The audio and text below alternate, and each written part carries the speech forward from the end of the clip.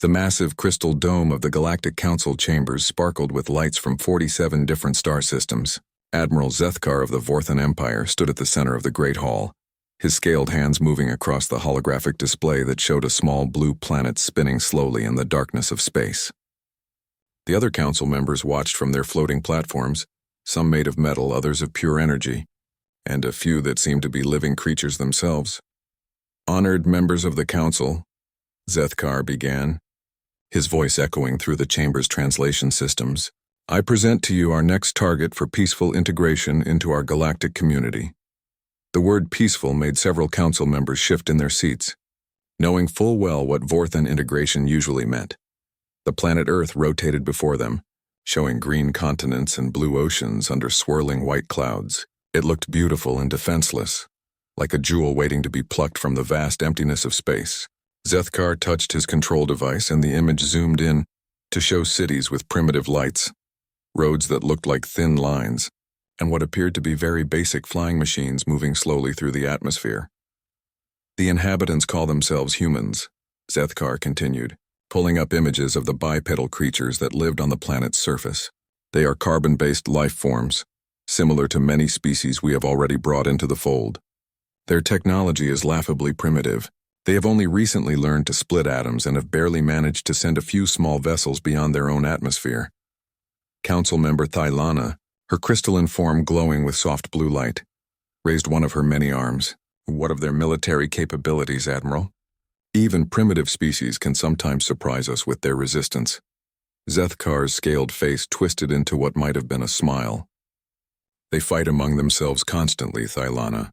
Just in the past century of their time, they have had 2 massive conflicts that killed millions of their own kind. They cannot even unite their own planet, much less mount any serious defense against our forces." The hologram changed to show human weapons firing at each other, explosions destroying cities and primitive aircraft dropping crude bombs. The council members watched with a mixture of disgust and pity. How could a species be so violent toward its own kind, they wondered. "Their weapons are chemical-based explosives and simple projectile throwers," Zethkar explained. "Their most powerful bombs use nuclear fusion, which we learned to control safely over 3,000 years ago. A single one of our scout ships carries more firepower than their entire planet combined." Elder Vexhai, the oldest member of the council, leaned forward on his platform. "And their potential value as a workforce?" "Excellent question, Elder," Zethkar replied. "Humans are remarkably adaptable. They can survive in various climates and conditions. Their bodies are strong enough for manual labor, but their minds are developed enough to follow complex instructions. They reproduce quickly and seem to accept authority well when properly motivated." The Admiral brought up charts showing human population numbers, physical capabilities, and what the Vorthans had learned about human psychology from observing their planet from afar. Everything looked promising for a species that would make ideal workers in the vast mining operations and construction projects across the galaxy. "Their planet is also rich in resources," Zethkar added.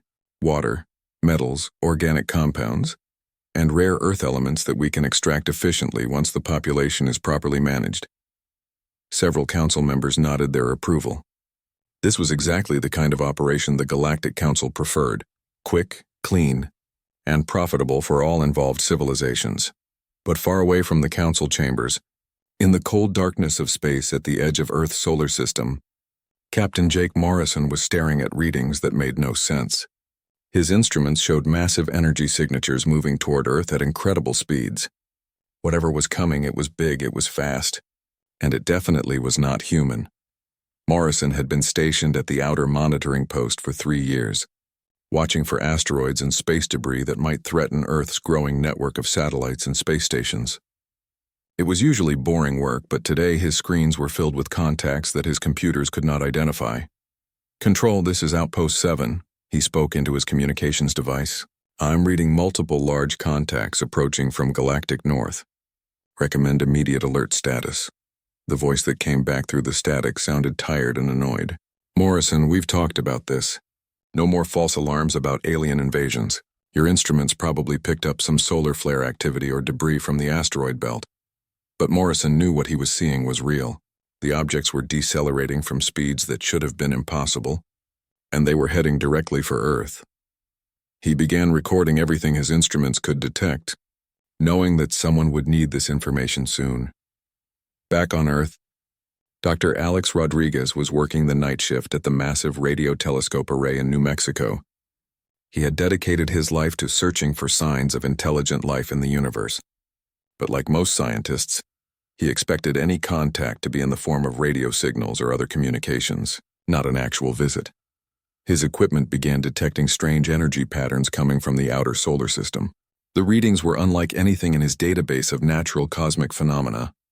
Someone or something was using technology that Earth's science could barely understand. And they were getting closer every hour.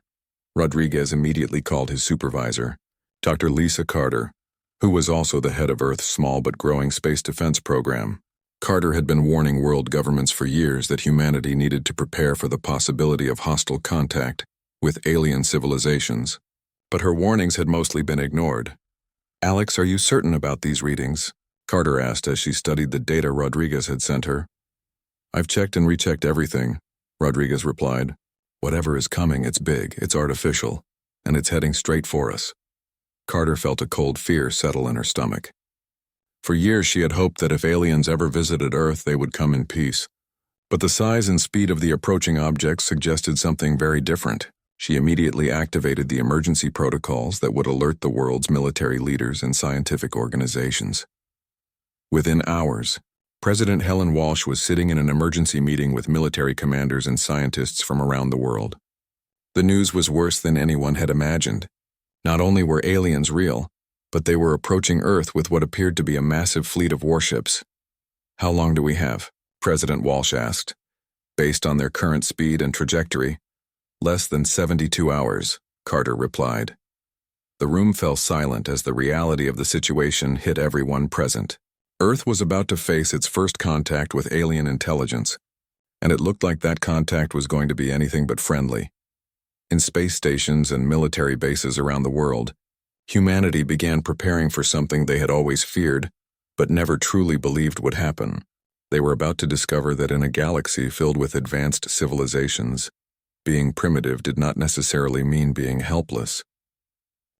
The Vorthon fleet dropped out of hyperspace in perfect formation, their massive ships blotting out the stars as they approached Earth's outer atmosphere. Admiral Zethkar stood on the bridge of his flagship, watching the small blue planet grow larger on his viewing screen.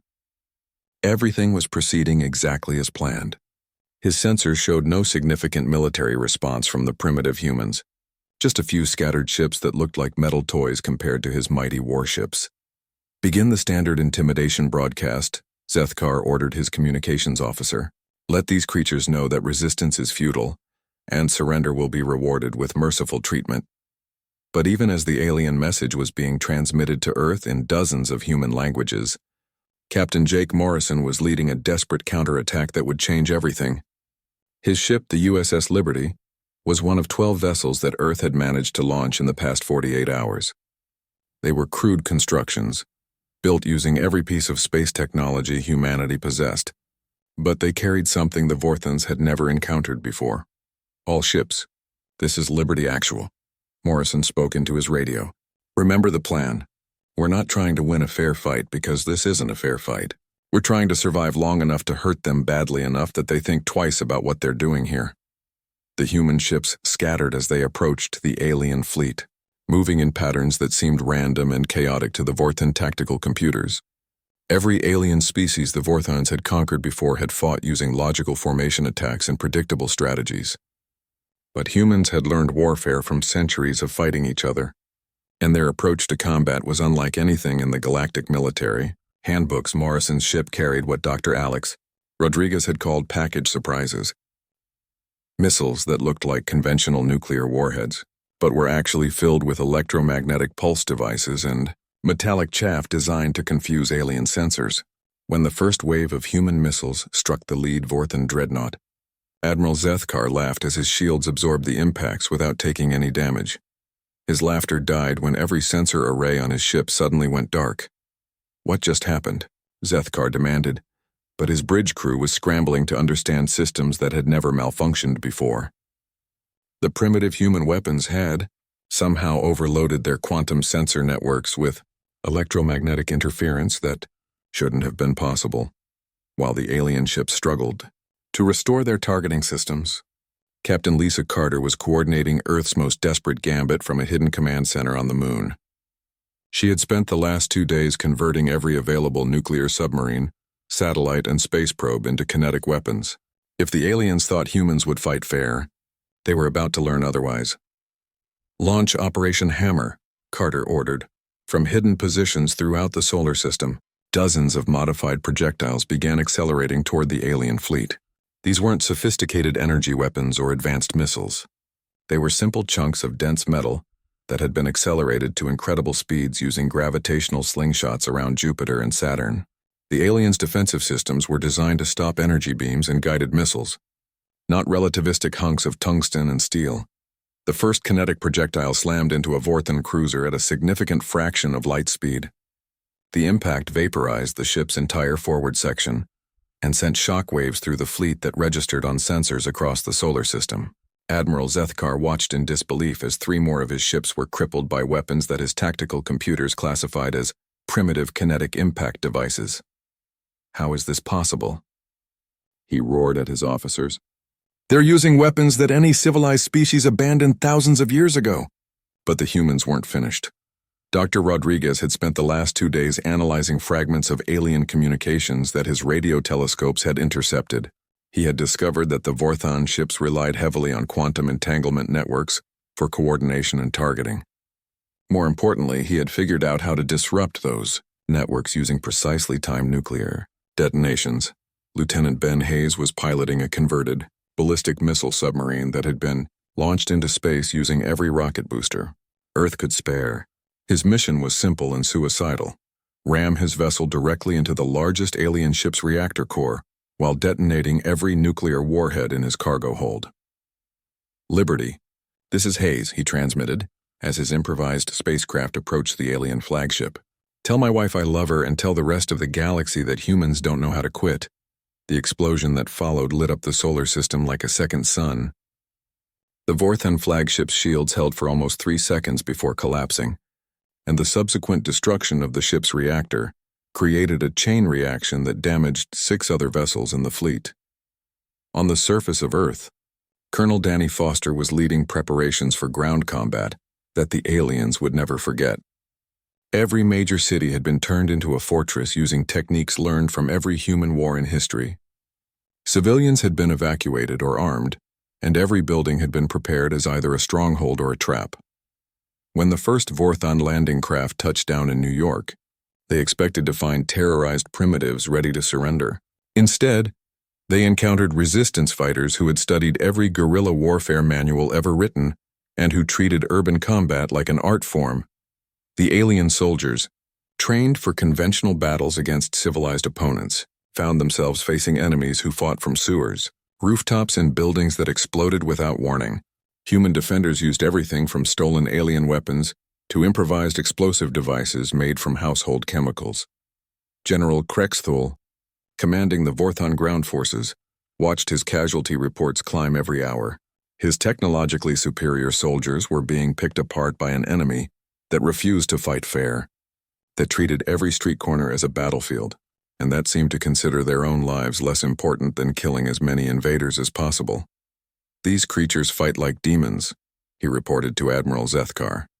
"They show no regard for their own survival and use tactics that violate every convention of civilized warfare." Back in space, Captain Morrison was preparing for what he knew would be his final attack. Half the human fleet was gone, but they had proven something important. Humans could hurt the invaders. His remaining ships were loaded with every nuclear weapon Earth could spare, and he was planning to ram them directly into the alien command vessels. "All ships, final attack run," Morrison transmitted. "Make every shot count." As the battered human ships charged toward the alien fleet, Admiral Zethkar realized that his easy conquest had become a nightmare. These primitives fought with a combination of desperation and ingenuity that his species had never encountered. They used weapons that were technically inferior but tactically devastating, and they showed a willingness to die that made them incredibly dangerous. The battle for Earth had only begun, but already the Vorthan admiral was beginning to understand that he had made a terrible mistake. These humans might be primitive, but they were also the most dangerous enemy his empire had ever faced. Emergency alarms echoed through the crystal halls of the Galactic Council chambers as representatives from 47 star systems gathered for an unprecedented crisis meeting. The holographic displays showed something that had never happened before in recorded galactic history. A primitive species was not only resisting conquest but was actually winning battles against a superior force. Council. Elder Vexhi's ancient form trembled as he reviewed the reports from the Vorthan fleet. Admiral Zethkar has lost over half his ships to a species that doesn't even have faster-than-light travel. How is this possible? Thylana, her crystalline body flickering with nervous energy, pulled up tactical analyses from the battle. They're not fighting according to any known military doctrine. Look at these attack patterns. They're completely unpredictable. Their weapons are primitive, but they're using them in ways that our defensive systems weren't designed to handle. The council members studied the recordings of human attacks with growing unease. They watched primitive nuclear submarines ramming into starships worth more than entire planetary economies. They saw soldiers fighting from inside buildings that had been rigged to explode, taking enemy forces with them. Most disturbing of all, they saw a species that seemed to consider death in battle preferable to surrender. This is exactly what happened to the Kethmorian Empire 3,000 years ago, whispered a council member from the gaseous nebula collective. The ancient records speak of warriors who fought beyond reason, beyond hope, beyond survival itself. On Earth, Dr. Elena Vasquez found herself in an impossible situation. Her research team had been captured during a failed attempt to gather intelligence on alien ground forces, and now she stood before a Vorthan interrogation officer who seemed more confused than threatening. "You will tell us about human military capabilities," the alien demanded, its scaled face showing frustration. "Your species has weapons we do not understand." Vasquez looked at her captor with something approaching pity. "You really don't get it, do you?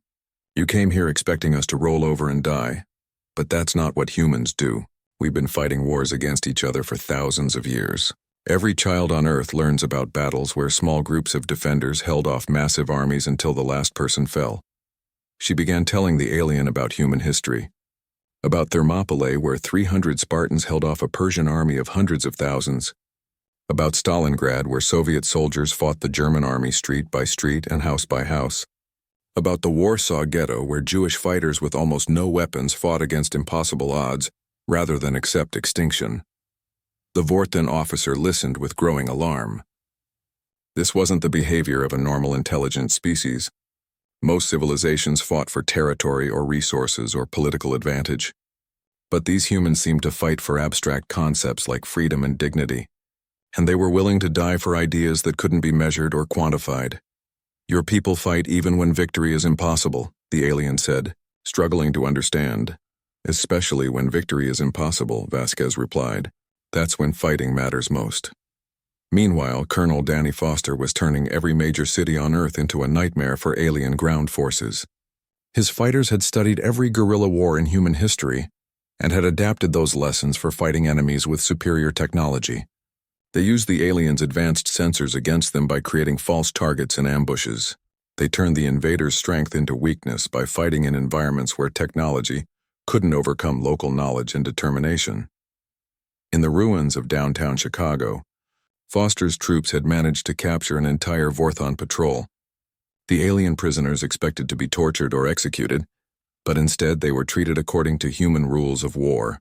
They received medical attention, adequate food, and protection from revenge attacks by angry civilians. General Krexthul, commanding the Vorthon ground forces, couldn't understand why his soldiers were reporting such strange treatment.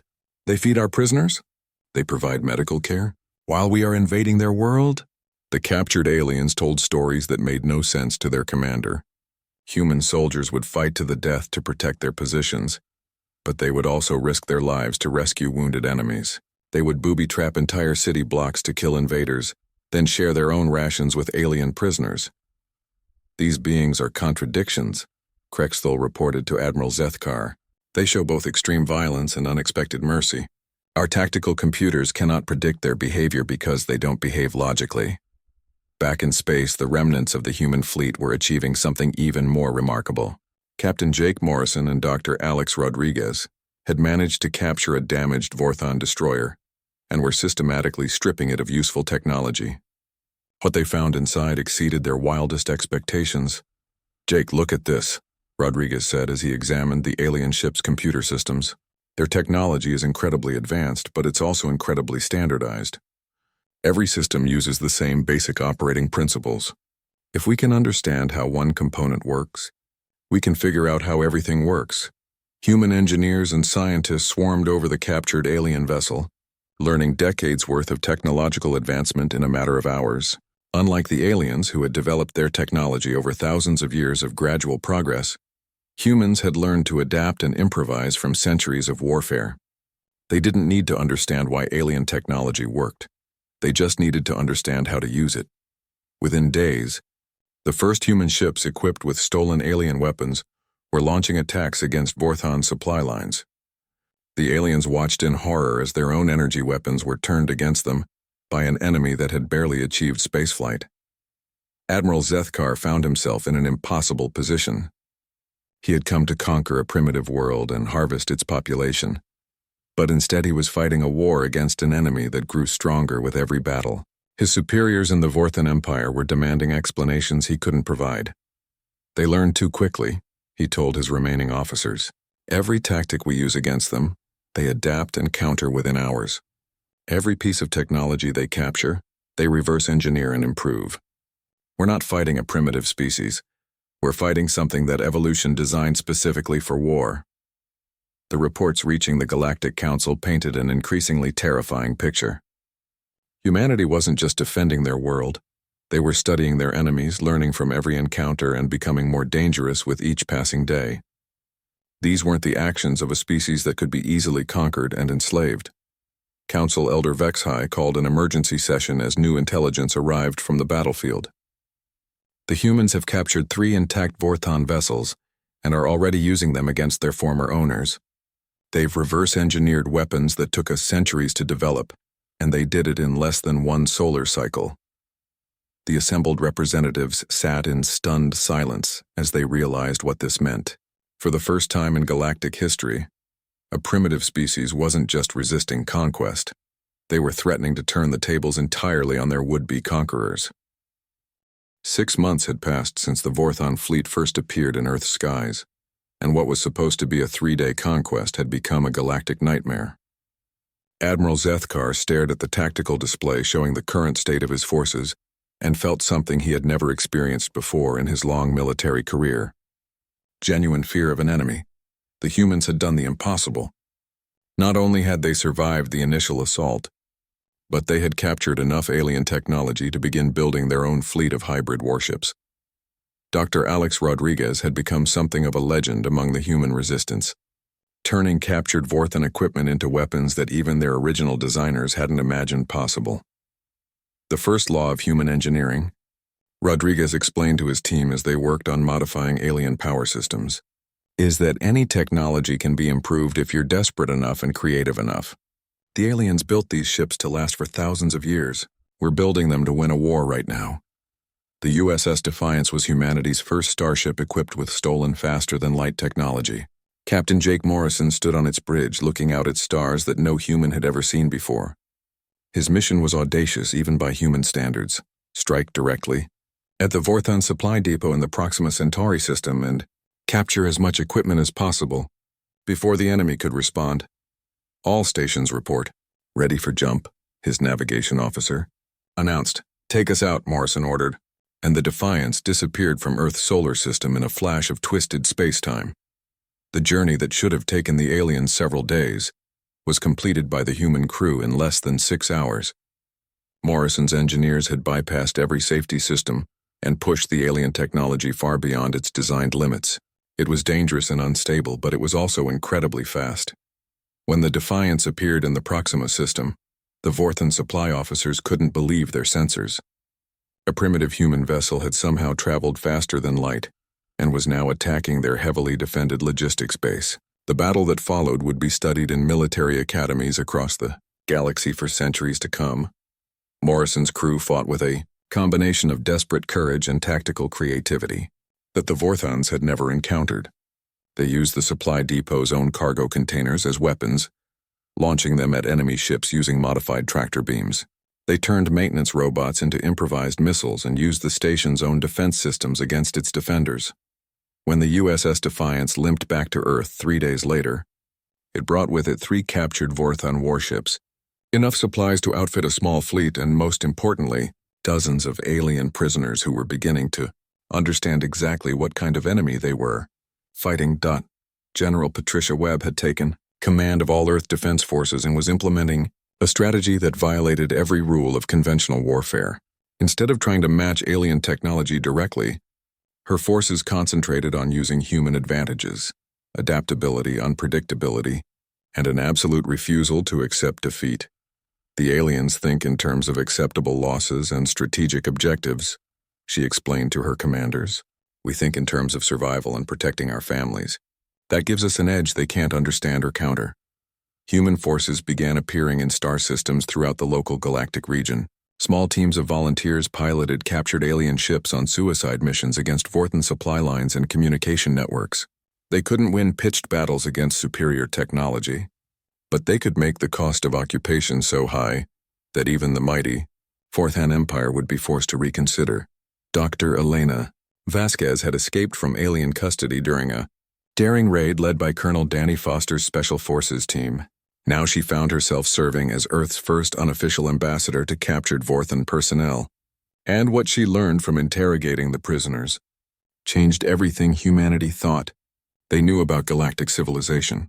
They haven't fought a real war in over 1,000 years, she reported to the Earth Defense Council.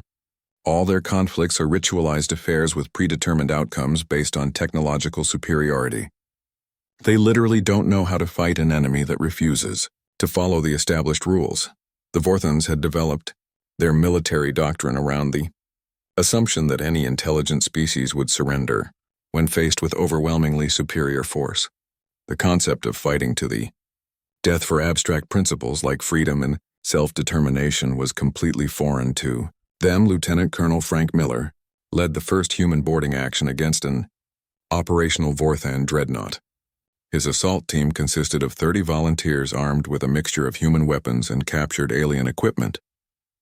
They moved through the enemy ship like nothing the defenders had ever seen, fighting in zero gravity, in toxic atmosphere, and through energy fields that should have been impassable.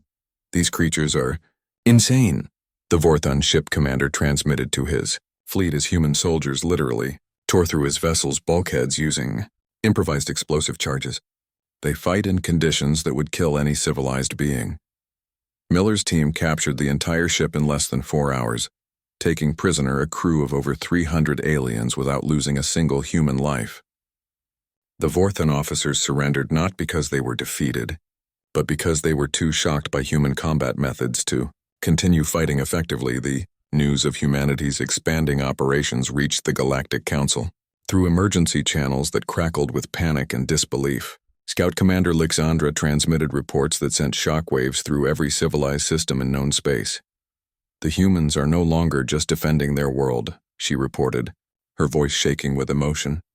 They have captured an entire Vorthon battle group and are using those ships to attack military installations across 6 different star systems. They're not fighting for territory or resources. They're fighting to send a message that their species cannot be conquered. Council Elder Vexhai called an emergency session as intelligence. Reports painted an increasingly impossible picture. A species that had been dismissed as primitive animals just months before was now projecting military power across interstellar distances. They had proven that technological superiority meant nothing against an enemy that refused to be intimidated. They learned from every encounter, Thylana reported, her crystalline form flickering with nervous energy. Every ship they capture, every piece of equipment they study, every prisoner they interrogate, it all becomes part of their growing understanding of our capabilities and weaknesses. Admiral Zethkar received new orders from the Vorthon High Command, and the human threat by any means necessary. But as he looked at the tactical displays showing human ships operating throughout what had once been secure Vorthon territory, he began to understand that he was no longer fighting a primitive species trying to defend their homeworld. He was fighting an enemy that had turned a desperate defense into an aggressive campaign of expansion. And they were winning. 1 year after the invasion began, Admiral Zethkar found himself barricaded inside his flagship's command center, while human boarding parties systematically took control of his vessel. The species he had dismissed as primitive animals had become the most dangerous enemy the Vorthon Empire had ever faced, and now they were capturing the very ships that had come to enslave them. The sound of cutting tools echoed through the bulkheads as human soldiers burned their way through reinforced doors that were supposed to withstand orbital bombardment. Zethkar's remaining officers huddled around him, their weapons trained on the entrance, but they all knew that resistance was hopeless. These humans fought with a combination of advanced tactics and primitive ferocity that made them nearly unstoppable in close combat. When the doors finally gave way, the humans who entered moved with professional precision. They wore captured Vorthon armor modified with human technology, and they carried weapons that were hybrids of both civilizations' engineering. Their leader, a scarred human female with cold eyes, approached Zethkar with her weapon lowered but ready. "Admiral," she said in accented Vorthon, "I am Colonel Sarah Mitchell of the Earth Defense Forces. You and your crew are now prisoners of war and will be treated according to human military law." Zethkar stared at her in confusion. "You're not going to execute us? Why would we do that?" Mitchell replied. "Dead prisoners can't help us understand your technology or provide intelligence about your empire's capabilities. You're more valuable to us alive than dead." The Galactic Council chambers erupted in chaos as representatives from across known space tried to comprehend the latest reports from the war zone. Humanity had not only survived the Vorthon invasion, but had completely reversed the situation. Human fleets were now operating throughout Vorthon territory, liberating slave worlds and capturing military installations with an efficiency that terrified every civilized species in the galaxy. Council Elder Vexhai trembled as he reviewed the intelligence summaries. In 1 year, the humans have gone from a pre-spaceflight civilization to a major military power capable of projecting force across hundreds of light years. This is unprecedented in galactic history. Dr. Elena Vasquez stood before the assembled council as Earth's first official galactic ambassador. Behind her stood Captain Jake Morrison, Dr. Alex Rodriguez, and General Patricia Webb, representing humanity's military and scientific leadership. The delegation that had once been dismissed as primitive savages now commanded the respectful attention of 47 advanced civilizations. "Honored members of the council," Vasquez began, "humanity comes before you not as supplicants seeking mercy, but as equals demanding recognition. We have proven that our species possesses the strength and determination necessary to defend ourselves and our allies from any threat." The council members shifted nervously as they studied the humans before them. These beings looked deceptively fragile compared to many galactic species, but their representatives carried themselves with a confidence that spoke of recent victories and growing power. Thilana, her crystalline form flickering with uncertainty, spoke for many when she asked, "What do your people want from us?" "Peace," Morrison answered simply. "We want to trade with your civilizations, learn from your knowledge, and contribute to galactic prosperity. But we also want it clearly understood that humanity will never again be targeted for conquest or slavery." Rodriguez stepped forward with data tablets containing technical specifications that made several council members gasp in amazement. "We're prepared to share certain human innovations with species that prove themselves trustworthy allies. Our hybrid technologies combining human ingenuity with alien science have produced capabilities that neither civilization could achieve alone." The offer was tempting beyond measure. Human military technology had proven devastatingly effective against the Vorthans, and their rapid adaptation abilities suggested that partnerships with humanity could lead to unprecedented technological advancement. "General," Webb delivered the final part of humanity's message with quiet authority, "we're also prepared to offer military protection to any species that faces threats similar to what we've experienced.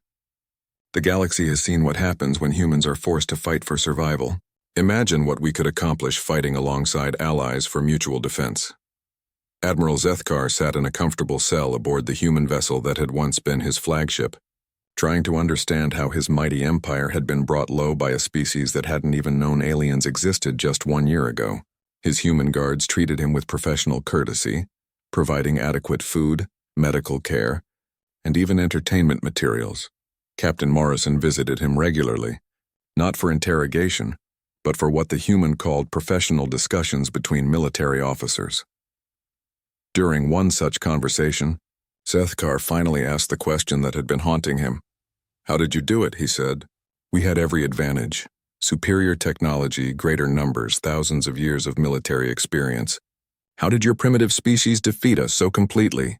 Morrison looked out at the stars through the cell's viewport before answering. "You made the same mistake that enemies have been making against humans for thousands of years. You assumed that because we were technologically inferior, we were weak. You didn't understand that humans have spent our entire evolutionary history as both predator and prey." He turned to face the alien admiral directly. "Every human child learns about our wars, our struggles, our refusal to surrender, even when defeat seemed certain. We've been preparing for fights like this our entire existence. You brought superior technology to a battle against superior determination, and determination won." Zethkar nodded slowly, finally beginning to understand. "Your species fights not just with weapons, but with will." "More than that," Morrison replied.